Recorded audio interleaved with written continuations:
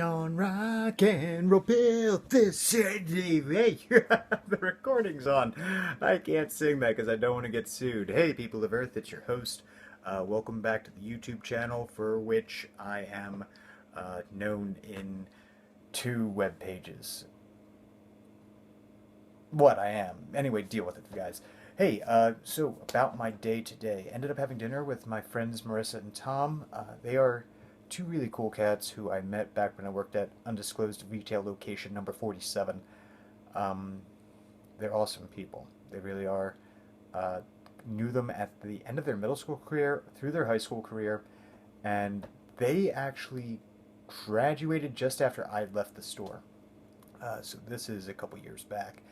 And it's been really awesome watching them go from, you know, high school kids to the proto adults of college. And they're awesome people. And it felt weird when we started hanging out like at, family friendly pool halls and stuff like that. It felt really weird, being this old guy feeling more like a chaperone than a buddy.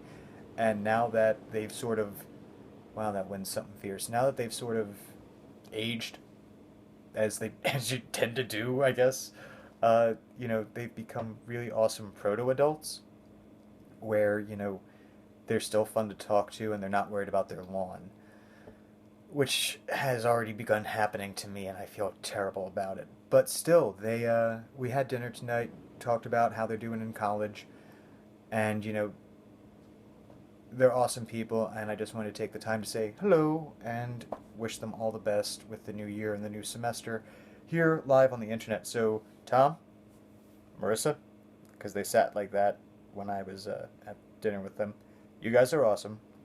You made me do the pointy thing on this episode again, which I said was rude last episode, but you know what? You guys are worth it. Never forget that. Your host said so. Yeah, that's incredibly cheesy now that it's out loud, isn't it? Deal with it, people of Earth. Anyway, wanted to really quick talk about a couple of the video games I've been playing, because, we're going to be recording a couple of video game specific episodes in the near future, and I am terrified because I am always late to the bus on things. For example, back in episode 2 or 3, I forget which, Noah talked up Tomb Raider. This was during the Red Pill Reddit episode, and it turns out that I can understand why the Dude Bros had a problem with this Tomb Raider game. Because despite the fact that she has battle damage clothing, which I was lonely enough to gaze longingly at, admittedly, she also has a very strong personality, and the entire game is just watching her take levels in badass. And it was actually a very interesting character study for one person. The side characters, not so much. They're interesting stock characters, and I had a lot of fun playing, alongside them. But for the most part, they're really underdeveloped. They get a couple of great sign-offs. They really do, but nothing as moving as Morden in Mass Effect 3 by a long shot. I mean, I didn't even know the name of the Glaswegian until damn near the end of the game. I have to be as vague as possible, just in case there's people who want to play this but haven't yet. So, no spoilers, but yeah, a lot of the names, I didn't know who they were talking about until they were on screen, and I ended up turning on the subtitles where they would have, so-and-so is saying X, so-and-so is saying Y. That is kind of a shame, because otherwise it's a pretty top-notch game. I think it actually benefits from having such a tight focus and darker storytelling than, say, Uncharted. But then again, those are, for as similar as their settings and gameplay style are, they are completely different games. I mean, it kind of has the grimdark of Temple of Doom, Indiana Jones and the Temple of Doom, as opposed to Uncharted, which has moments of that, but for the most part, it's more so romancing the stone, maybe with bits of African Queen thrown in. that's really more so a boys' adventure matinee type deal. It's more so the spirit of the Steven Spielberg and George Lucas Indiana Jones at the beginning before they decided to do number 4, but I'm not touching that. We'll cover that in a later video. It's more so the spirit of high adventure and everything's going right. This is not that. This is Castaway. This is Survivor type. This is, they actually go into why you have to hunt the animals, as opposed to Assassin's Creed 3, where it's just like, you can do this. You can build stuff. Isn't that fun? Instead, with the hunting, it's fairly intricate to the plot, and there's a reason that the subtitle is "A Survivor is Born," which they then hammer home a lot towards the end. Again, no spoilers. I'm being as vague as possible on this, but yeah, the dialogue does suffer from them trying to get their themes across.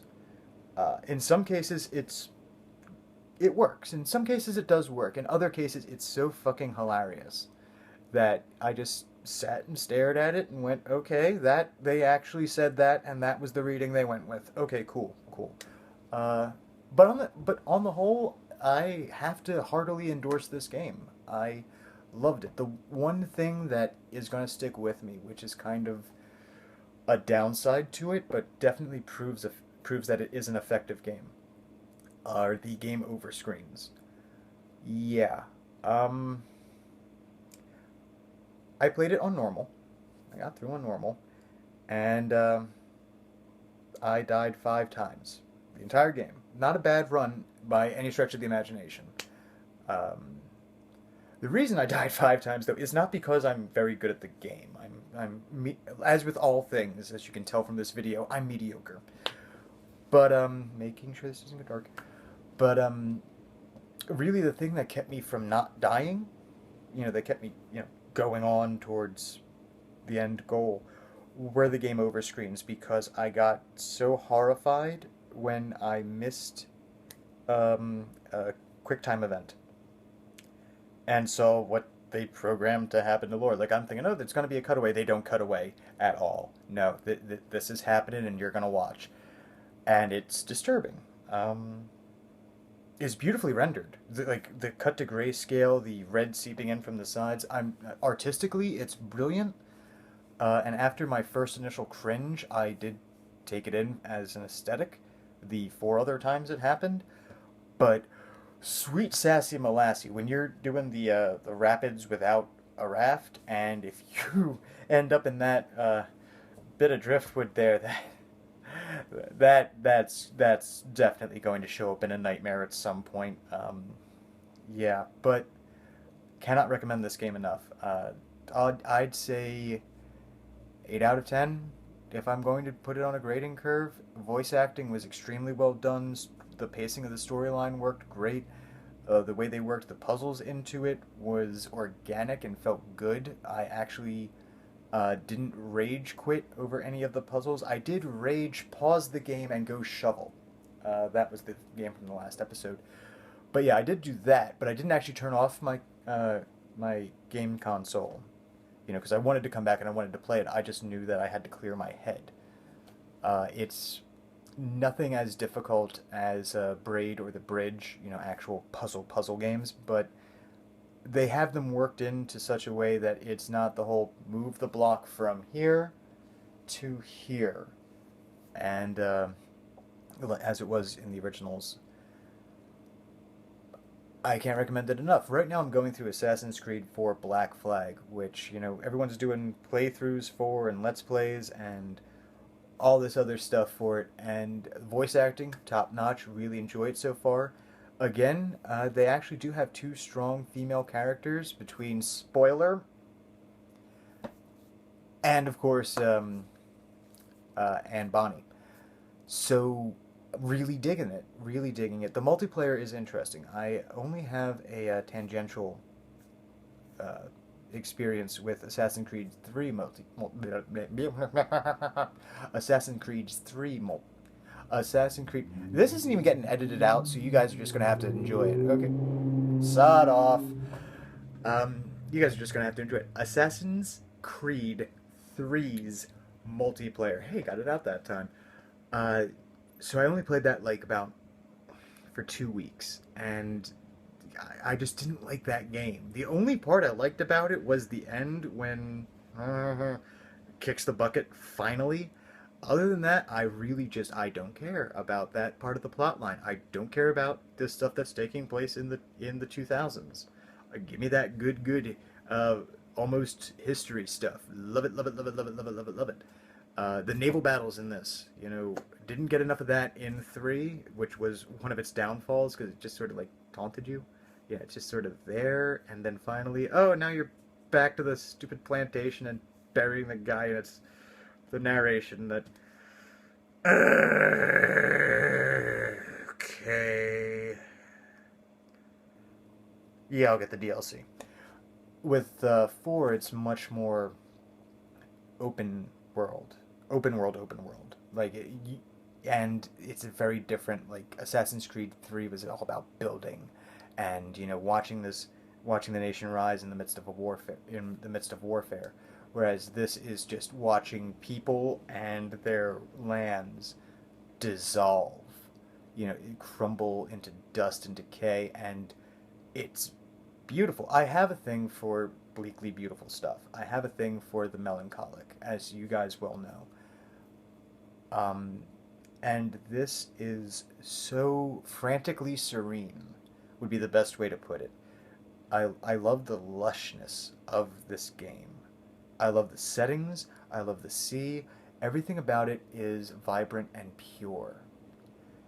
And then you get to the people and you see how the game progresses and how everything just goes to shit so damn fast.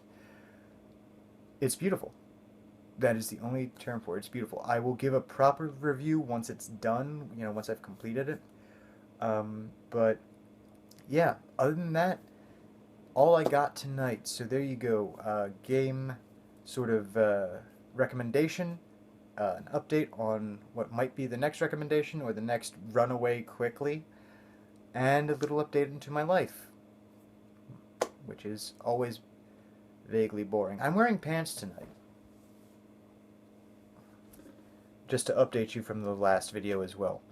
Anyway, this is your host. It is getting on there. I should probably get my shower and go to bed. But first I have to upload this. If you like pina coladas, dun dun. Namaste, bitches. Have a great night.